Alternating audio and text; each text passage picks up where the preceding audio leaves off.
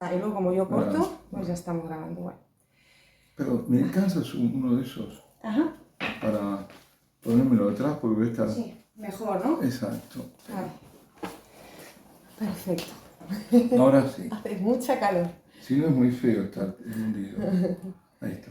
¿Está? Sí, sí. Bien. Adelante. Bueno, sepa que a lo mejor pongo eso, ¿eh? Está bien. A lo mejor añado todo. Bueno, a ver. Pues hola a todos, soy Nuria del canal María Valtorta, Alma Víctima.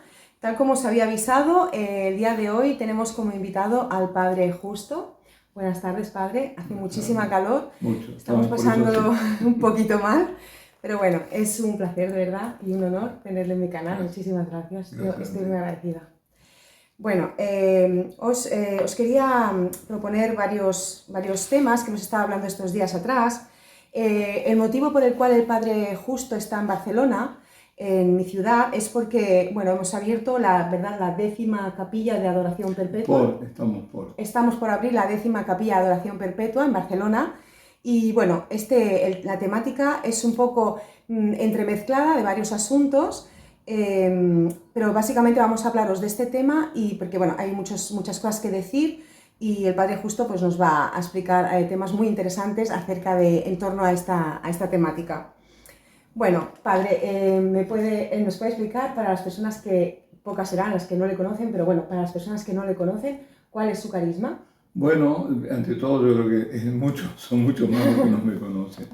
No, mi carisma, es decir, yo lo digo rápidamente así, pertenezco a una comunidad francesa, nuestro carisma es el de promover la adoración perpetua en todo el mundo.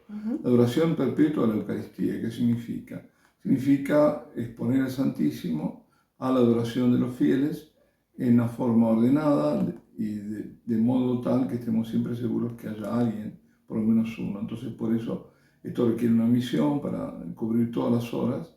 Pedimos mínimo una hora semanal, y esto está llevado adelante fundamentalmente por laicos, por seglares.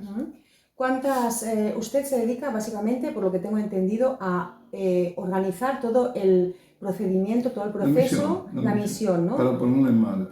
Para ponerla en marcha. Por lo que yo he podido ver en la ciudad de Barcelona, las personas que ahora están organizando todo este acontecimiento han llevado unos días de mucho movimiento, porque es un procedimiento, pues bueno, tiene su trabajo. Entonces, bueno, como estamos ahora hablando de este asunto, yo desconozco un poco el tema porque lo he vivido desde una parte un poquito más desde atrás. Ha habido personas que lo han vivido en primera línea, pero quisiera que el Padre nos explicara, por ejemplo, Padre, en el caso de que una persona en México quisiera tomar la iniciativa de abrir una capilla de adoración perpetua, ¿qué es lo que debería de hacer? ¿Y por qué? Bueno, lo primero es que la adoración perpetua es una acción de la Iglesia. Por lo tanto, es la Iglesia la que hace esto, ¿no? Y nosotros somos instrumentos todos. Una persona, si es un seglar, lo que tiene que hacer es ponerse en contacto con un párroco, por ejemplo, o con el obispo, o con el vicario episcopal de la zona, de tal modo de interesarlos. El proyecto puede ser un proyecto de una parroquia o un conjunto de parroquias, o bien de una ciudad, ¿no? Donde involucra a un montón de parroquias y de lugares de culto, no solo parroquias, porque la parroquia es una, digamos, tiene su jurisdicción, pero hay también otros lugares de culto, por ejemplo, iglesias de comunidades religiosas que están abiertas también, celebran la misa dominical, por ejemplo, abiertas a todos, ¿no? Por ejemplo, un convento. Un convento, por ejemplo, que tiene su misa que está abierta a todos. Bueno, hablar de México es hablar es otra historia. Yo estuve en México y digo es otra historia porque ahí en una sola parroquia se obtiene la oración perpetua. Es decir, la respuesta es muy grande, muy grande, sí, muy grande. Nosotros, en parroquias hay 700, 800 personas que se anotaban, ¿no? Aquí hay que andar en toda una ciudad recorriéndola para conseguir, no se llega a veces a ese número. Pero igual, son realidades distintas, pero sin embargo el Señor siempre llama a lo suyo. Entonces, esa persona lo que tiene que hacer es ponerse en contacto con el párroco, interesarlo, comentarle, por ejemplo, que este es un proyecto que está funcionando en todos lados, que no es un movimiento, que no es una devoción más, que es una acción de la Iglesia.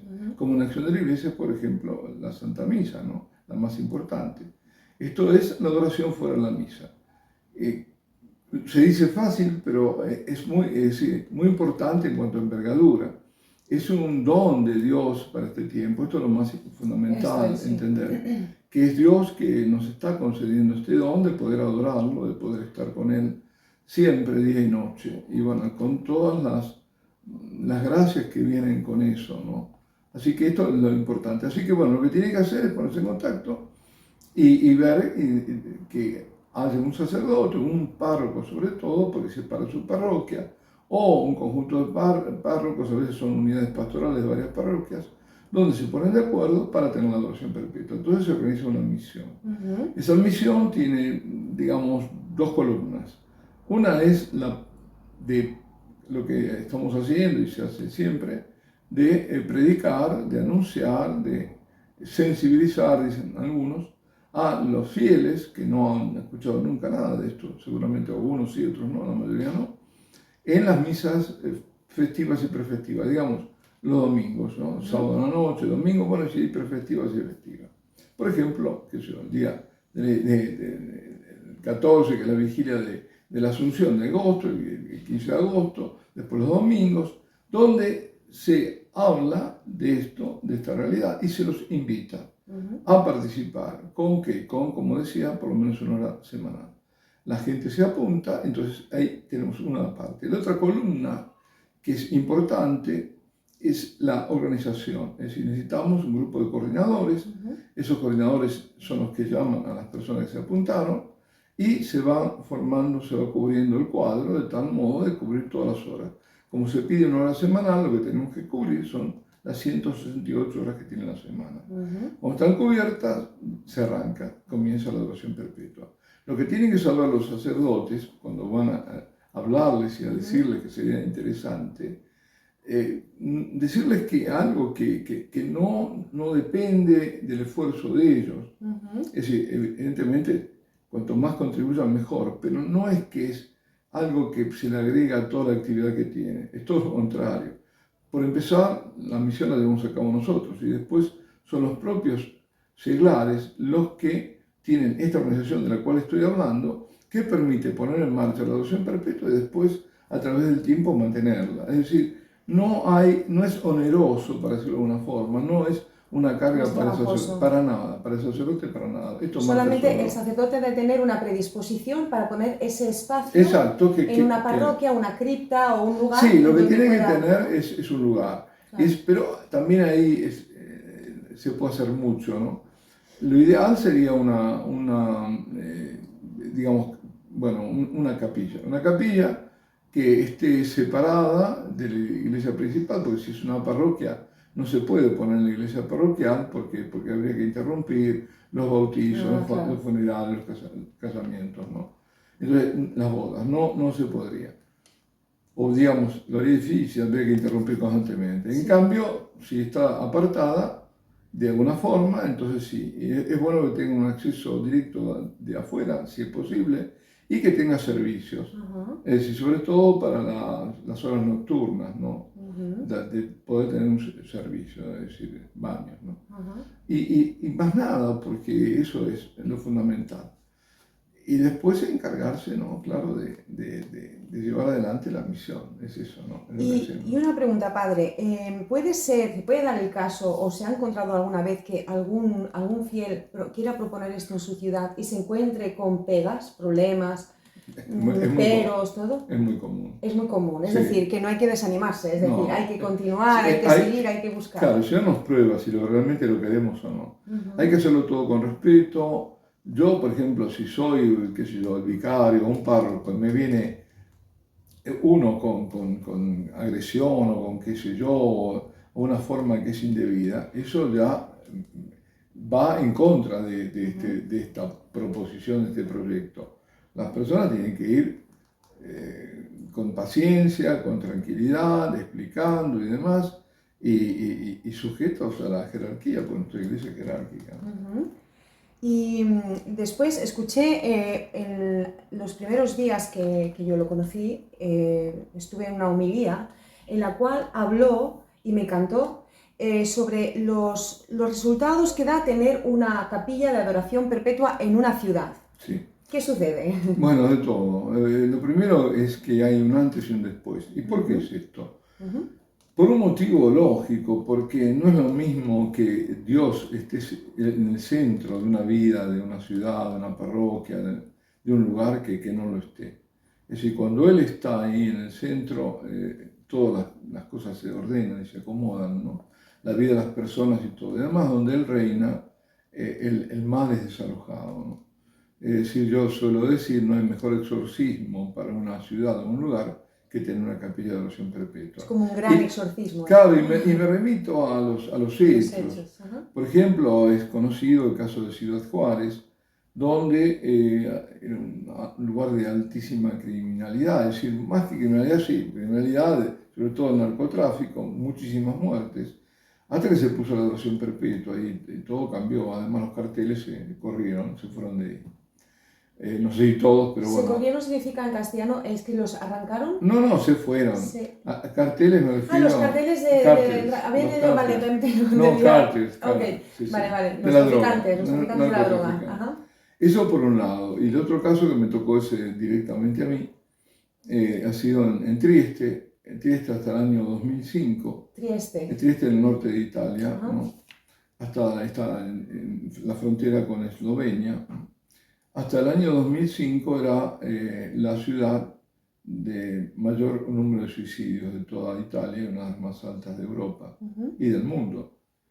Hasta que pusimos la adoración perpetua en 2005 y a partir de ese momento cayó drásticamente, pero drásticamente. Y yo me acuerdo que el párroco ya había comenzado hace unos meses y me mandó 2 recortes de diarios de triestinos donde decía, en este año han caído más de la mitad, porque no fue el comienzo del año que tampoco abrimos, pero han caído más de la mitad los suicidios. Y lo daban como efecto de unas campañas psicológicas. Sí. Pero lo que pasa es que campañas psicológicas, como dicen en italiano, guarda caso, mira que en las campañas psicológicas estuvieron los años anteriores. Y no era nada nuevo. No pasó nada, claro, ¿no? Lo nuevo era la adoración perpetua. Pero eso no lo querrán reconocer. No lo saben, claro. Tampoco ni lo piensan. Y tampoco lo asocian. Y la verdad que había un caso que era de un sacerdote, un chico, una persona que estuvo con pensamientos suicidas y pasó por la capilla. ¿Nos cuenta ese suceso? Bueno, eso fue en España. Creo que te refieres a eso, era en verano y eran más o menos las 4 de la mañana. Y estaba en ese momento adorando en la capilla de adoración, creo que además estaba con la puerta abierta. Estaba adorando, en ese momento era un diácono permanente. Estaba en adoración. Y acá hay un chico en pijamas, o pijamas como decimos nosotros. Sí, en pijamas, como un zombie, ¿no? El chico. Y entonces él lo mira y está, pero fuera de sí, exaltado, dirían. No se sabe, como narcotizado, exaltado, bueno, fuera de sí.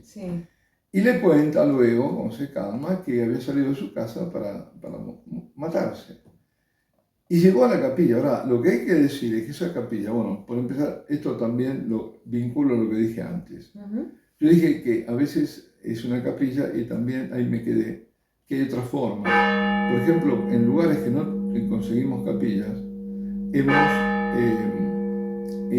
alquilado, por ejemplo, alguna vez un local. ¿no? ¿Has alquilado un local? Claro, con el permiso del obispo y todo. Entonces se hizo de ese local una capilla. Alquilado y todo, bueno. En más de un lugar, sí.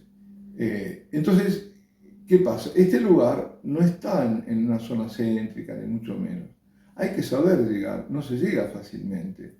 No es que yo voy en la zona céntrica, voy ahí. ¿Qué pasa? ¿Es un sitio concurrido? No. No, este chico ha hecho una caminata increíble hasta llegar ahí. Sí. Y entró y claro, estaba santísimo. Y ahí, bueno, es lo que les pasa siempre, ¿no? Es el Señor que llama, pero el shock es ante ver la realidad de este Dios que está vivo, que es la resurrección en la vida, ¿no? Y que está oculto a los sentidos, pero no a la fe y tampoco no en estos casos, porque se dan cuenta, aunque vengan fuera de la fe, que ahí es algo que pasó, Ahí que hay algo. Entonces le dijo eso, bueno, se calmó y él lo llevó a su casa. Había recorrido 5 kilómetros. 5 kilómetros. 5 kilómetros. Con la idea de terminar su vida. Y buscando lugar, iba caminando, pero fuera de sí. Y llegó ahí, y llegó y entró. Y cambió, obviamente cambió. Totalmente, pero este es un caso de tantos. Yo conozco 10, pero en realidad no habrá más, pero son todos parecidos. Otro caso también fue alrededor de las 4 de la mañana, pero esto fue en invierno.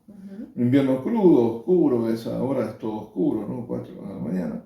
Y esto fue en una ciudad de Italia, pequeña ciudad de Italia. Y en ese momento quien estaba adorando era el sacerdote de la parroquia, donde se hizo la adoración perpetua. Él hace durante la noche muchas horas de adoración.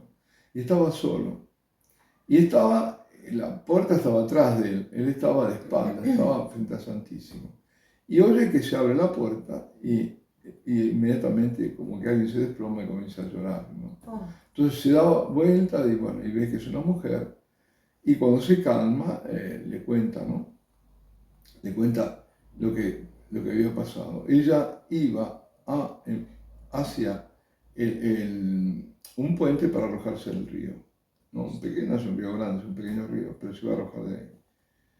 ¿Por qué? Porque ese día había perdido el trabajo, su vida era para ella un fracaso y ya no podía ni siquiera pagar el alquiler y bueno, entró en una desesperación total y quería acabar con su vida. Entonces pero en vez de ir hacia la derecha, se fue hacia la izquierda, ¿no?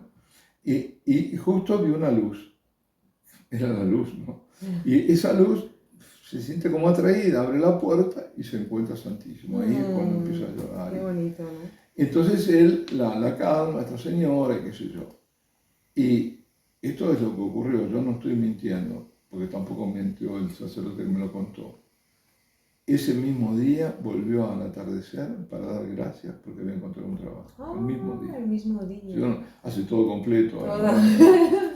Y este otro chico también, esta señora, yo creo que después volvió como adoradora, eso no lo sé bien, pero el chico sí sé, que después iba a esas horas donde quería. A esas horitas que, ¿verdad? Para recordarlo. Así que otro caso es, esto fue en Canadá, el sacerdote había puesto un cartel de neón, ¿no? Que decía ouvert, abierto, Sí. y uno que se iba a matar entró. Uno que se quería matar entró ahí. ¿Y por qué le llamó? Vio ouvert y fue para allá entró. Y paró. No, lo de siempre, quien llama es el Señor. Sí. Después pueden parecer una cosa u otra, pero y los casos eran que las puertas estaban abiertas. Eso también es importante. Y otro caso, también en otro lugar, aquí en España, a las 3 de la mañana más o menos, siempre esas horas son, ¿no? Sí, curioso. Entra, o si no a la medianoche, porque hubo otro caso a medianoche, pero entra, estaban adorando, un par de señoras, y entra, se arrodilla y hace así, por él yo no me mato, por él. Por él no me mato. Así que es el exorcismo, ¿no? Es como, sí. Es quitar todo ese pensamiento suicida en este caso. Sí, porque cuando nosotros le entronizamos al Señor en adoración perpetua, lo estamos proclamando Rey y Él reclama su reino. Él siempre espera nuestra respuesta. Él tiene todo poder y podría hacerlo de todos modos, pero siempre busca nuestra respuesta. ¿Cuántas veces el Evangelio dice, tu fe te ha sanado, tu fe te ha salvado? Es la fe de los que van a adorarlo la que hace que Él haga estas cosas. Lo vemos, Santa Faustina Kowalska, 2 veces lo menciona en su diario, que había visto, seguramente en 2 oportunidades diferentes, que estaba expuesto al Santísimo y veía que del Santísimo partían rayos de misericordia, ¿no? Los mismos rayos que se ven en el cuadro, ¿no? Eso veía. Sí. Y que tocaban a las hermanas que estaban ahí, a ellas, pero que iban mucho más allá. Tocaban a personas que estaban muy, muy lejos. Es este caso de personas que porque unos están adorando, otros están Están favoreciendo. recibiendo las gracias No de la solo, no adoración. solo el que lo da, sino Sino otro que él no conoce. Claro, exacto. Exacto. Y entonces, en esto que es tan glorioso, ¿no? En realidad, esta acción de Dios, ¿no? Tan importante, claro, el enemigo ahí tiene algo que decir, ¿no? Entonces, ¿qué situaciones, o sea, usted seguramente tiene alguna anécdota de problemas que ha tenido reales, ¿no? De esto como personales, ¿no? Yo ya sé que son... No, lo que pero pasa nos es podría que, no, contar yo alguna. diría, lo resumiría así, estamos en una guerra espiritual y estamos en un combate constante, todos nosotros. Lo que pasa es que cuanto más te acercas a Dios, por supuesto, eso es así, pero no tenemos que tener miedo. El Señor además a través de esto nos prueba, ¿no? La tenacidad que tengamos y demás. Pero no, sí, siempre hay algo. A veces es como, si cuando me pasa algo, me pasa, o corporal o en lo personal o donde sea, ¿no? Digo, bueno, es una buena señal. Ladran Sancho, señal que Señor que cabalgamos. hablamos. Muy bien, muy bien. Bueno, pues... En definitiva, siempre triunfa el Señor, eso. Siempre, exacto, sí, pero no es fácil, no le resulta. No, Seguramente pero, más de un problema habrá tenido, claro. sí, pero, Me lo supongo, me lo supongo. Y también para abrir las capillas, también me imagino. sí, para las capillas, sí, También. sí, hay resistencia. Hay mucha resistencia, pero eso, ¿qué es? Es reflejo de la gran apostasía que hay. Estamos viviendo en un momento de gran apostasía. Y en estos momentos que tenemos tanta apostasía, es una, bueno, como un salvavidas, ¿no? Claro, porque es una compensación, una reparación, ¿no? A todo esto, ¿no? fíjate que promover y tener la adoración perpetua está en la primera línea de combate. Y el enemigo lo sabe. Lo que menos quiere es esto. La adoración perpetua es como una primera línea de combate. Absolutamente. Y el enemigo lo sabe. ¿Por qué? ¿Por qué? Y por la fuerza que, porque cuando, como decía antes, ¿no? Nosotros entronizamos al Señor en la adoración perpetua, el Señor actúa. Lo reconocemos como, claro, como el rey. Como Dios. El rey. Fíjate, si no recuerdo mal, lo estoy diciendo así de memoria, está Lucas 19, creo que es. Hay una parábola en dos. Y están los que el Señor dice, no queremos que sea nuestro rey. Es decir, esto es lo que pasa. Son los que no quieren que sea su rey. Exacto. Pero yo no me estoy refiriendo a los que están fuera. Eso no cuentan, eso ya se sabe. Los que están afuera de la iglesia, dentro de la iglesia. Dentro de la iglesia también. No quieren, la apostasía es eso, claro. No quieren que haya ni gesto de adoración ni que se adore. No te lo van a decir con palabras. Nadie puede decírtelo dentro de la iglesia. Pero yo no entiendo por qué. No lo concibo. Y bueno, no lo concibe porque está el mal espíritu dentro de la iglesia. No lo decía ya Pablo VI, que el humo de Satanás se había infiltrado. Bueno, ahora está Satanás, no el humo. Es decir, hay mucho más, están los demonios. Hay mucho demonio. Es decir, el mal espíritu se demuestra así. No querer, te van a poner 1000 pegas. ¿No? Mira objeción. Entonces, eso es otro combate. ¿Por qué? Para que no haya adoración perpetua. Porque si lo miras bajo el punto de vista lógico, no tiene ninguna lógica. Es un absurdo. Entonces, sí, ¿por qué entonces pasa eso? Porque esto no se rige por la lógica, se rige por otra cosa. ¿No? Claro, por el combate espiritual. El combate espiritual, exactamente. Nosotros no lo vemos. Estamos en el ápice de todo este combate. ¿Por qué? Porque el misterio de iniquidad está arriba. Mira, hay dos misterios que van juntos, en paralelo, pero se enfrentan, que son opuestos. El misterio de la encarnación y el misterio de la iniquidad. A partir de que Dios se encarna, ¿no? Y para salvar al hombre, se agudiza la lucha, porque siempre, desde el comienzo, lo tenemos en Génesis, ¿no? La enemistad entre la estirpe de la mujer y la estirpe del demonio, entre el demonio y la mujer, y entre Dios y el demonio, eso siempre ha sido a lo largo de toda la historia. Pero el momento que se encarna, ahí es donde la lucha es tremenda. Sí. Ya comienza con la matanza de los pobres inocentes, sí, ¿no? De Herodes. Es decir, ese misterio de iniquidad va creciendo. A medida que crece este otro misterio de la encarnación. Y que de ahí es donde viene la iglesia, por supuesto, el misterio de la encarnación viene la Eucaristía. Sin Eucaristía no hay iglesia. Es decir, si Dios no se hubiera encarnado, no tendríamos la Eucaristía. Exacto. No hubiéramos tenido la salvación, no hubiéramos tenido nada.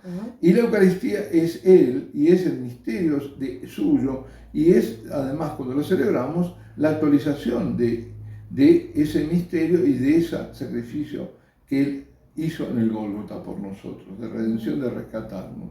Todo eso es lo que se va dando, por un lado. Pero por otro lado está el misterio de iniquidad. Va creciendo, estamos llegando al culmen. Lo estamos viendo en el mundo y también dentro de la iglesia. Cuando lo ves en todos lados, que está reinando, que está llegando, que está por tener, no, que viene el reino del anticristo, está por tener todo. Entonces es contra Cristo. En este momento, el papel muy grande es el de la Santísima Virgen, ¿no? Con los suyos. Por eso es tan importante consagrarse a ella, muy importante, ser de este ejército. Bueno, en el canal de María Valtorta, como sabéis, bueno, muchos ya lo habéis hecho, tenemos grupos de consagración y hacemos grupos muy grandes de cientos de personas que se consagran con un sistema muy fácil y muy ameno que hicimos en el grupo, en María Valtorta, en el canal. ¿Puedo yo también pasar mi aviso? Claro, por supuestísimo. Y varias veces ya, y lo hacemos cada tanto, por lo menos una vez, no, más de una vez al año, siguiendo el método de San Luis María Guiñón de Montfort, los 33 días, de consagrar también. Y eso lo hacemos a través del canal. ¿Del canal de YouTube?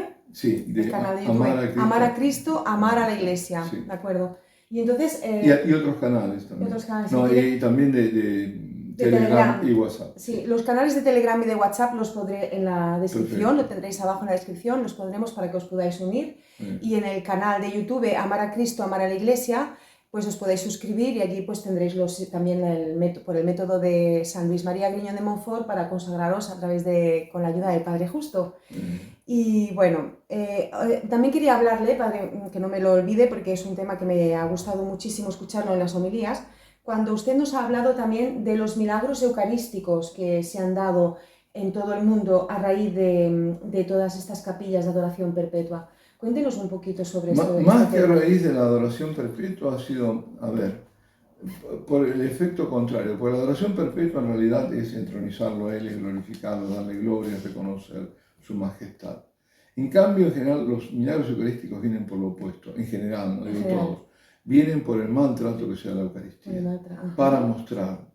Porque fíjate que muchos de esos, no digo la mayoría, pero estoy hablando de los últimos, de los últimos milagros eucarísticos, han sido porque se cayó la partícula, la han pisado, o la han encontrado incluso, la han encontrado, que estaba ahí y que pensaban que no sabían si era consagrada, pero por las dudas hicieron siempre el mismo procedimiento, que es ponerla en agua, en un recipiente, en una epíside, y luego ponerlo además en el sagrario y ver qué pasaba.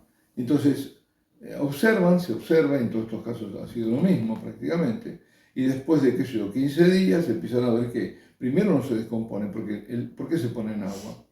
Para que se descomponga, para que haya moho o algo. Cuando se descompone ya no hay más presencia, ya el Señor no está más ahí. Pero no se descomponía, y lo que veían era que se coloreaba el agua, y empezaron a ver que en el pan eucarístico había restos de tejido y de sangre. Y entonces, en todos los casos eso, hicieron lo mismo, ¿no? Sacaron muestras. Hubo un caso que no fue que cayó porque la pisotearon, porque generalmente esto pasa también por la comunión en la mano, ¿no? En general. Pero esto, hubo un caso en Polonia, en Legnica, que fue donde primero pusimos la capilla de adoración perpetua, de una serie de capillas que hemos puesto en Polonia, cosa además extraña, ¿no? Que Polonia, con toda la diversidad que hay, no tenían todavía la adoración perpetua, de esta característica que digo yo, ¿no? Entonces, lo que había pasado ahí fue un día de Navidad del 2013, creo que fue en 2013, bueno, casi seguro, del 2013, pero el día de Navidad, el sacerdote que estaba dando tenía un problema que es el que tengo yo ahora, y yo no doy la comunión por eso. Que falta sensibilidad. No tienes sensibilidad, te duele, tienes, no sé, problemas de artrosis, y falta sensibilidad. Entonces, cuando no te das cuenta si cogiste una, no, y para darlo es complicado. Entonces, pero él la estaba dando y se le cayó. Se le cayó, a él se le cayó ahí delante. Y podría haberla consumido, porque eso es lo que se hace, pero no lo hizo. La apartó y la dejó y la puso en una epíside. Esa no fue pisoteada ni nada. Entonces, ahí también ocurrió lo mismo. Es decir, se formó ese tejido, eso. ¿Qué hace el párroco? No era el que le ocurrió, era otra persona, otro sacerdote anciano. El párroco llama al obispo y dice, mire, está pasando esto, ¿qué hacemos? Y el obispo le dice, mire, saquen 3 muestras del tejido, sin decir de dónde proviene, y hay que enviarla a distintos laboratorios, a 3 laboratorios distintos. Y lo hicieron. Y los 3 dieron lo mismo, que era el tejido del miocardio, ¿no? Es decir, del corazón humano. Pero uno de los laboratorios, el laboratorio forense, es decir, la policía, agregó de un corazón en agonía. En agonía. Sí, esto lo dijo. Así que fijémonos, ¿no? El Señor, eso también es importante ver qué es lo que está pasando. ¿Qué trato se está dando en la Eucaristía? Sí, un trato miserable. Se lo está cosificando. ¿Ves de lo que te decía? Ese mal espíritu se niega la presencia real. No, y se niega además la adoración y gesto de adoración. No queremos que sea nuestro rey. Ahora hay que tener mucho cuidado, porque la parábola termina, al final dice, cuando el Señor después es coronado rey, que esto no querían que fuera coronado rey, y vuelve, es decir, el juicio, ¿no? Él, primero, como lo han tratado a Jesús, pero después cuando vuelve ahora victorioso, volverá, ¿no? La parucía. Traedme esos que no querían que sean reyes, ocultando delante mío, ¿no? Cuidado.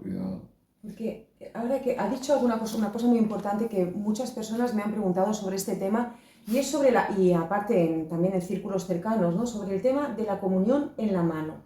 Este tema es muy escabroso. Sí. Porque, claro, yo me he encontrado situaciones, no voy a mencionar parroquias porque entonces sabrían personas exactamente de dónde, pero bueno, por la ciudad de Barcelona, que Barcelona es muy grande, ¿no?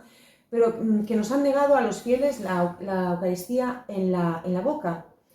A mí me ha pasado, me la han negado y se ha ido el sacerdote con la Eucaristía en la mano y me la ha negado. Yo he pedido ayuda, ¿no? En realidad yo reconozco que yo he comulgado en las manos al principio, ¿no? Después de mi conversión, los seguidores ya saben que yo tuve una conversión muy fuerte en el año 2020, al principio yo comulgaba en la mano, pero yo de repente, no sé por qué razón, empecé a sentir que aquello no era correcto y que no debía tocarlo. De hecho me sentía como clavada, como que no era capaz, era como tocar algo imposible, no podía, era incapaz. Entonces, bueno, me la han llegado a negar.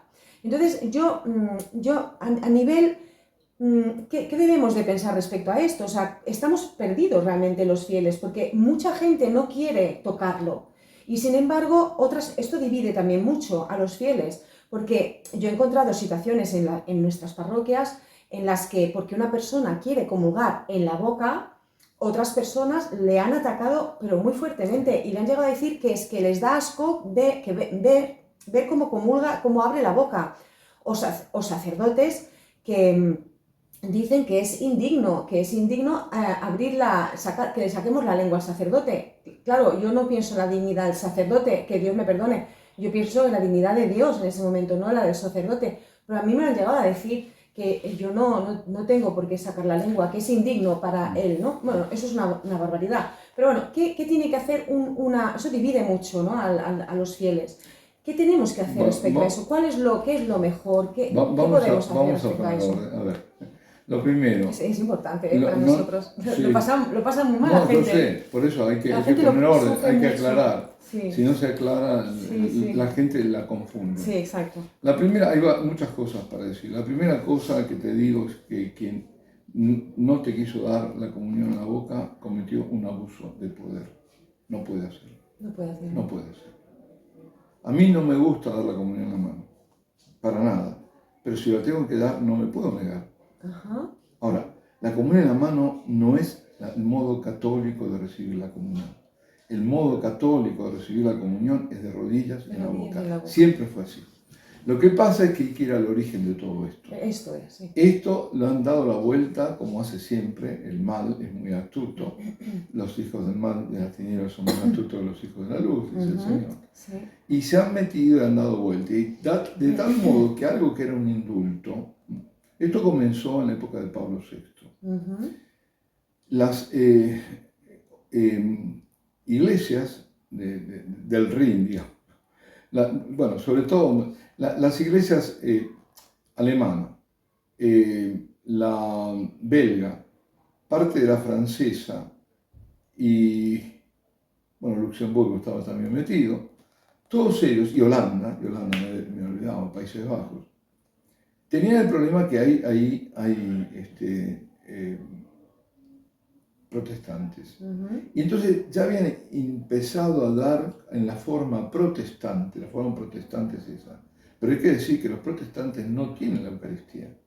No es el Señor lo que recibe. Para ellos reciben solamente un símbolo, ¿no? Un símbolo. Un recuerdo. Para ellos y para nosotros. ¿Por qué? Porque no tienen sacerdocio. Ellos no están consagrados. Claro, ahí no hay Eucaristía. Ahí nunca va a haber. Verdaderamente es un recuerdo. Ahí nunca va a haber un milagro eucarístico, nunca. Claro. Entonces, para ellos y en verdad, no solo para ellos, no tienen. Entonces para recibir en la mano. Ajá, bueno.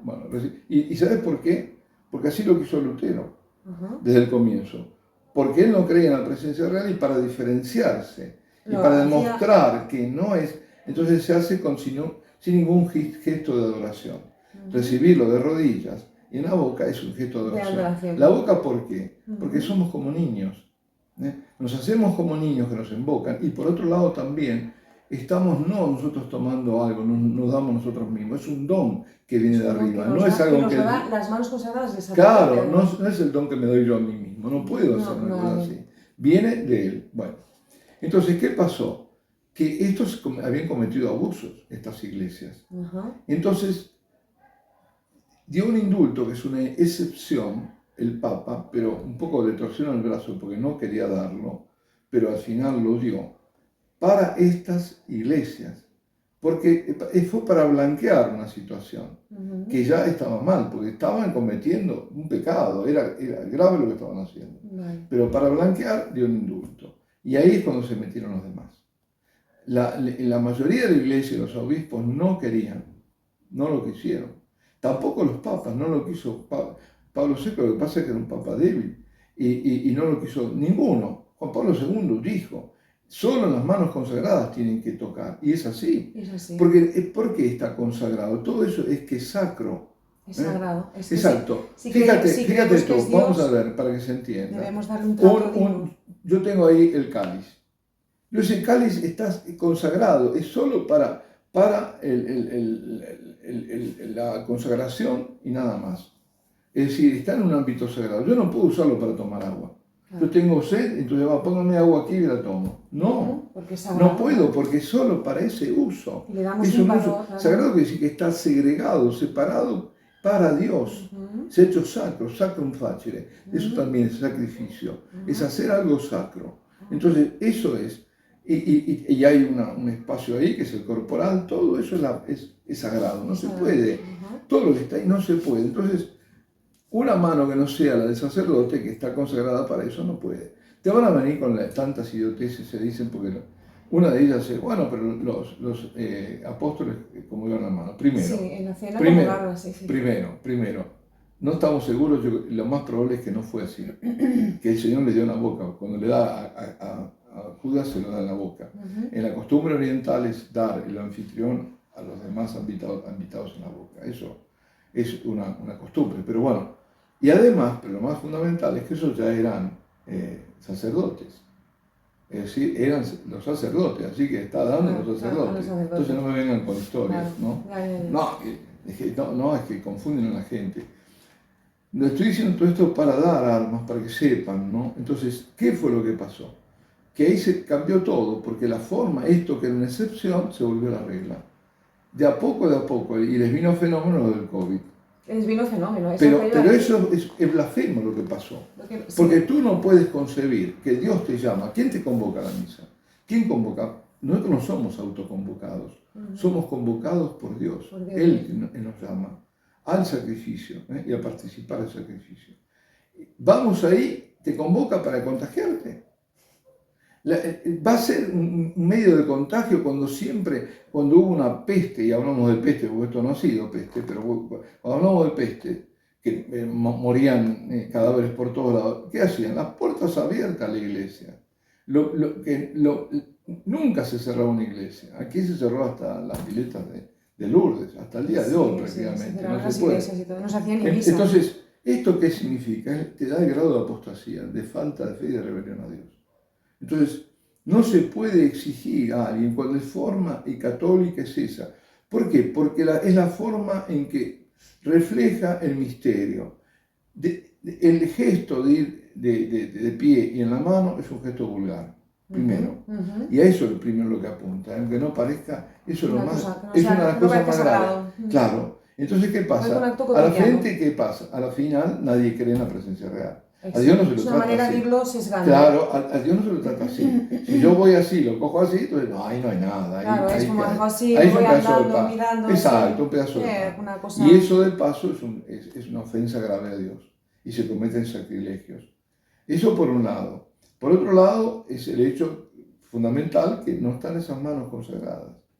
Y el otro hecho, además, es que las partículas se quedan ahí y ahí está el Señor. Entonces, por varios lados. Te van a decir, perdón, te van a agarrar y con el tema de San Cirilo de Jerusalén, que es el único texto que hay sobre la comunión en la mano, porque la comunión en la mano en realidad no se hacía directamente en la mano, y la gente hacía así. Pero ahí, según lo que dice el texto, pero está mal traducido, dice, hay que poner la mano izquierda arriba y la derecha abajo. No dice eso el texto. ¿Qué dice? Dice la derecha arriba y la izquierda abajo. Por lo tanto, no es, ¿cómo vas a hacer? Así, no, claro. ¿Te das cuenta? Que si yo pongo la derecha, si el texto me dice para que hacerlo con la boca, es ¿no? para hacer así. Y en general se ponía un lienzo. Un corporal. Y se ponía con un lienzo. Exacto, exacto. ¿Qué nombre es un corporal. Corporal, un ¿verdad? Pequeño corporal. Pequeño corporal. Y hacían eso. Pero eso no se dice. Además, ¿por qué? No nos lo explican. Si ya no, va hasta el siglo X. Bueno, no es verdad hasta el siglo X. En muchos lugares ya en los primeros siglos, siglo VII, VIII, se eran condenados con excomunión el que comulgaba en la mano. ¿Por qué no lo dicen eso? Esa es la verdad. Es decir, y cuando lo hicieron no fue como se dice ahora y como se hace ahora, no fue. Y si cambiaron, ¿por qué cambiaron? Porque vieron que el modo, primero los sacrilegios que había, y que el modo correcto, estamos tirando abajo más de 1000 años de comulgar como se debe a esto. Y esto es la devastación. ¿Por qué? Porque a través del culto, eso se refleja en la fe. En la fe de la persona, claro. Claro, lo estamos viendo. De la iglesia en general, claro. Exacto. Y ahora respecto a ese tema, que también es importante... Y ¿sí? Otra cosita, hay un libro muy bueno, excelente, de un obispo argentino, Monsignor Rodolfo Laice. ¿Rodolfo? Laice. Laice con S. Lo pondré abajo también para que lo tomen nota. Que no me acuerdo del título bien, pero es sobre la comunión, sobre ese tema. Está muy documentado y muestra, dice, la historia de una desobediencia. Bueno, primero desobediencia a Dios, después a los papas, y después cómo se hicieron las triquiñuelas dentro de las conferencias episcopales para imponer esto. Para imponerlo y para él lo dice perfectamente. Murió hace no mucho, era capuchino, fue obispo de San Luis en Argentina. San Luis era la única diócesis de la Argentina, que es una provincia, que no se podía comulgar en la mano, la única.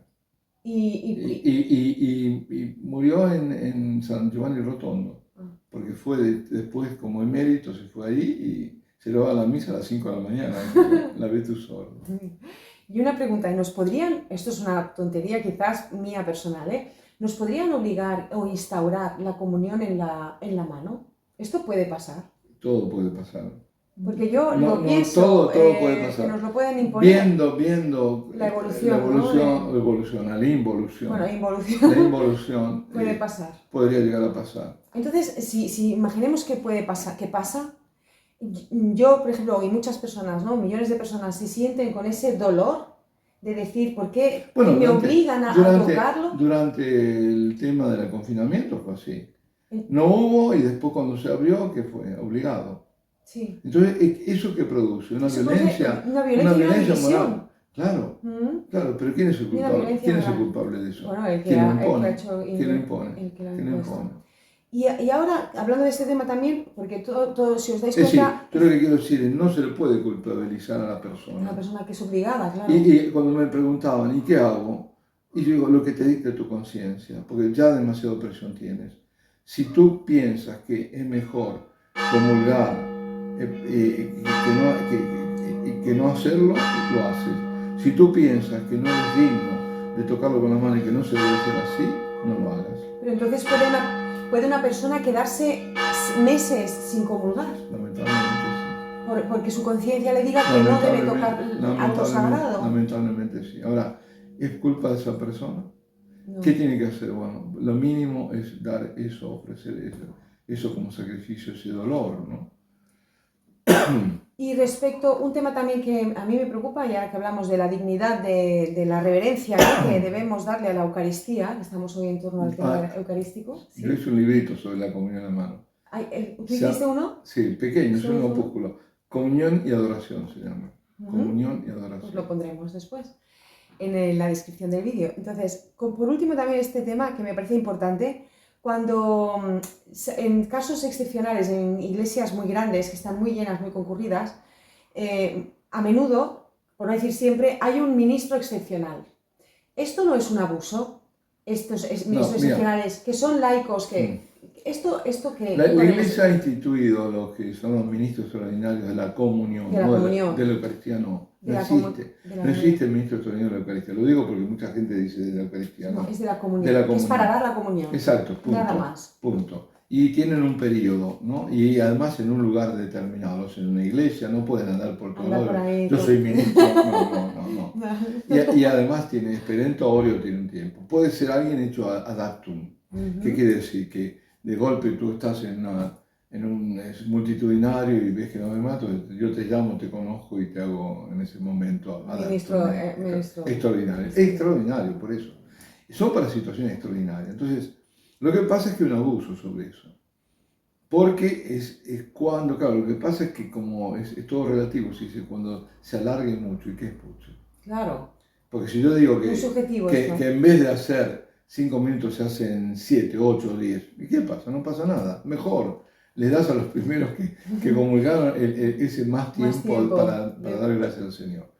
Así que hay abusos. Hasta el abuso de que da el ministro extraordinario y el sacerdote se sienta. Entonces se justifica cuando sería pero muy largo, solo, o cuando un sacerdote es muy anciano, está muy disminuido, y tiene entonces necesidad de que él puede celebrar pero no puede dar, o si da, tiene necesidad de que alguien lo sustituya. Y el otro caso donde se justifica es cuando en una parroquia, en un lugar, hay muchos enfermos, muchos ancianos, y no puede llegar todos, tienen que ir, recorrer el párroco seguro, lo tiene que hacer, tiene que confesarlos y demás, pero no puede de una forma continua, ¿no?, de una forma frecuente. Entonces ahí van a darle la comunión y se justifica, claro.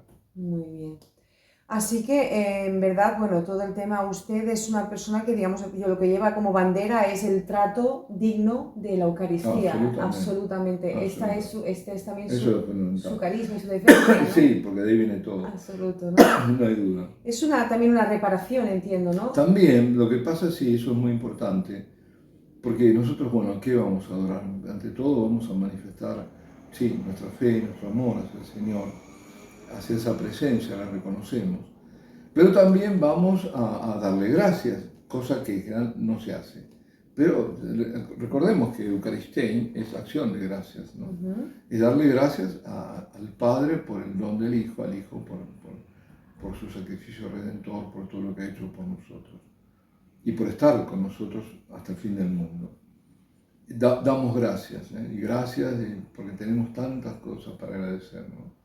Yo siempre digo esto, no se trata solamente de rememorar, de hacer memoria, sino de recordar.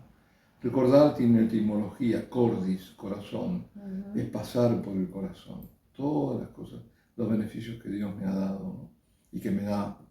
Y yo creo que hago el desafío, ¿no?, que lo hagan y van a ver si una hora es suficiente. Una hora es suficiente. Sí, pues si realmente nos ponemos a pensar todas las gracias que Dios nos da en este mismo momento, todo. Eso es otra. Y hay otra dimensión muy importante. Por supuesto, a pedir no hace falta ni decirlo, ¿no? Siempre vamos a pedir, somos pedigüeños. Y está bien, es así. Pero somos necesitados, claro. Y necesitados de Dios, sobre todo. Y de sus gracias. Pero también tenemos que ir a reparar. Y eso, para eso tenemos el ejemplo mejor en Fátima, ¿no?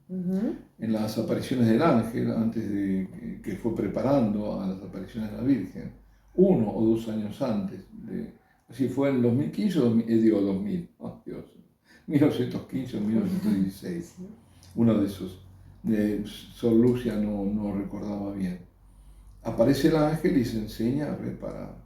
Es decir, hay dos cosas que van juntas. Sí. Dios es infinitamente santo y infinitamente justo. Entonces, la santidad, la justicia de Dios no puede permitir que el pecado, la ofensa a Él. Eso tiene que ser reparado. Y cuanto mayor es el pecado y la ofensa, mayor es la reparación que es requerida. Eso por un lado. Pero por otro lado, Dios es infinitamente misericordioso. Y su misericordia, ¿qué exige? Que además intercedamos por aquellos que lo ofenden gravemente. Por eso es cuando, si recordamos esa oración que le enseña el ángel a los niños, ¿no?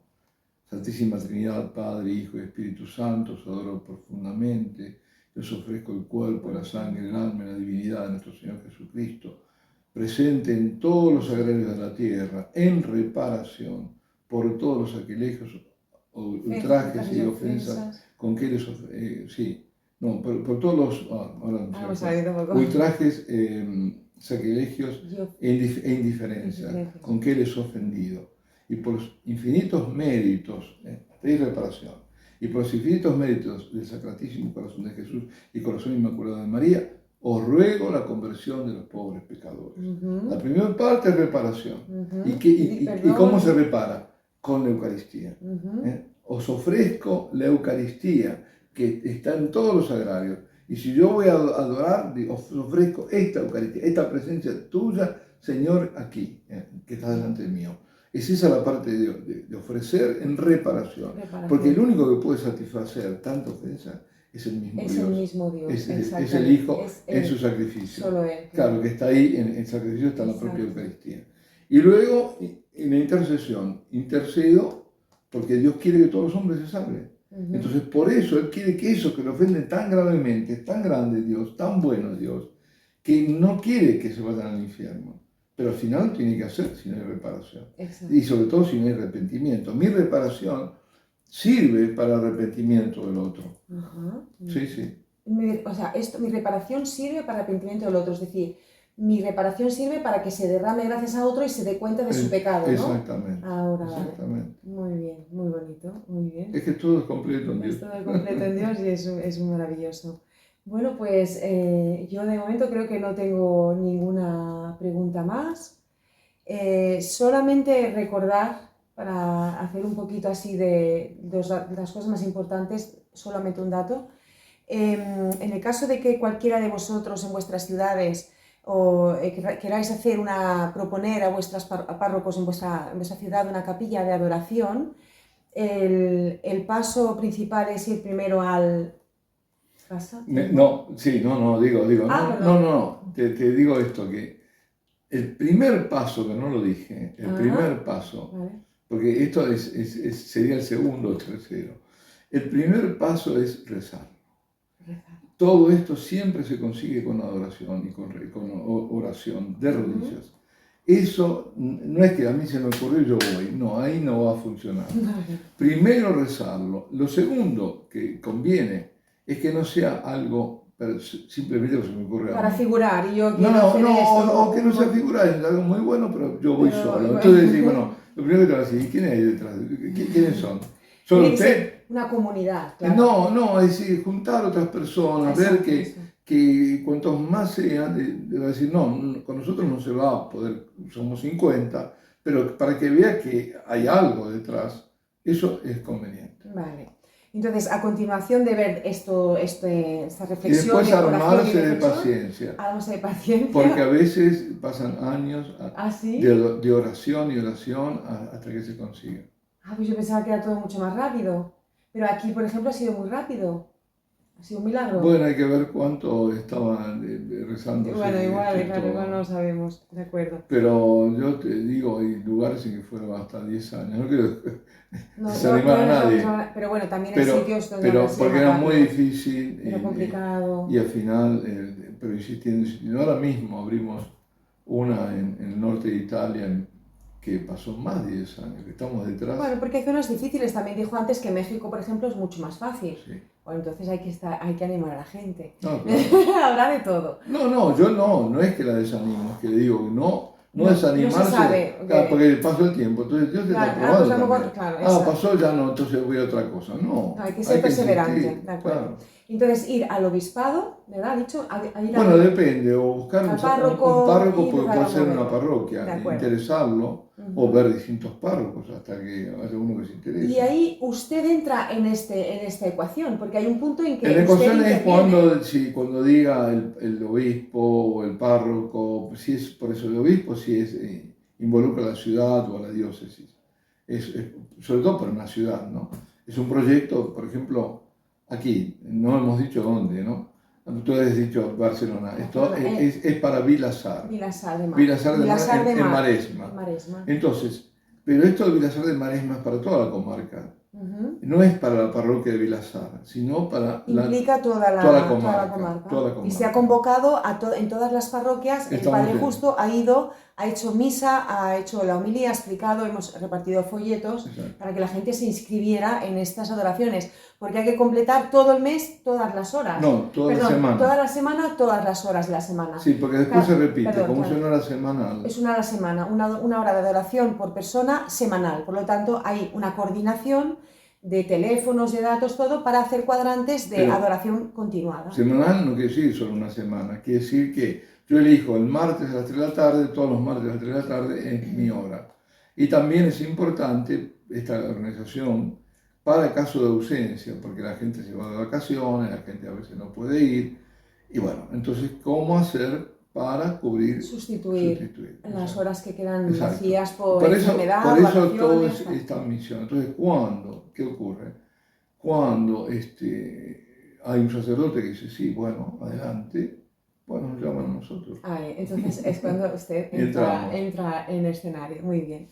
Bueno, pues yo creo que ha quedado todo muy claro, que hemos aclarado muchos temas, que personalmente a mí en el canal me lo han preguntado muchos temas de, bueno, sobre todo pues la Eucaristía, los ministros extraordinarios, todo, bueno, muchos temas que me están hablando han salido muchas veces y bueno, la verdad, encantada y muy agradecida otra vez. Seguramente que todos mis seguidores pues también están muy agradecidos. Bueno, yo le iba a pedir una cosa que no sé si se puede hacer, pero quería pedirle para que nos bendiciera a todos los miembros del canal, a todos mis seguidores, Padre. Con mucho gusto, invoco en este día, que es el día de la Asunción de María, la presencia de la Madre, su intercesión, su protección sobre cada uno de vosotros. Y os bendigo en el nombre del Padre, y del Hijo, y del Espíritu Santo. Amén. Amén. Muchas gracias. Muy bien, gracias. Bueno, este vídeo es solamente para las personas de WhatsApp, es decir, solamente es para vosotros. Esto no va a salir en el canal, pero les estoy haciendo un poquito un adelanto de que estamos preparando ya el vídeo con el Padre Justo. Hola, Padre Justo. Hola. Y vamos a hacer una entrevista que creo que os va a gustar mucho y os va a parecer muy interesante para el canal. ¿De acuerdo? Pues nada, ahora nos vemos. Hasta ahora. Chao. Os avisaré. Hola a todos. Ya hemos hecho el... Hemos hecho ya el vídeo, la entrevista, y bueno, creo que ha sido muy interesante y se hablan temas que muchos me habéis preguntado muchas veces. Y se habla también, bueno, no os voy a adelantar nada, ya lo veréis vosotros mismos. Si no, vamos a hacer aquí un spoiler. ¿De acuerdo? Pues nada, ¿quieres saludar a todos? Sí, bueno, los saludo, además en este día, ¿no? Que nos da tanta alegría saber que tenemos una madre, y qué madre en el cielo. Muy bien, pues muchas gracias. Un beso, chao, chao.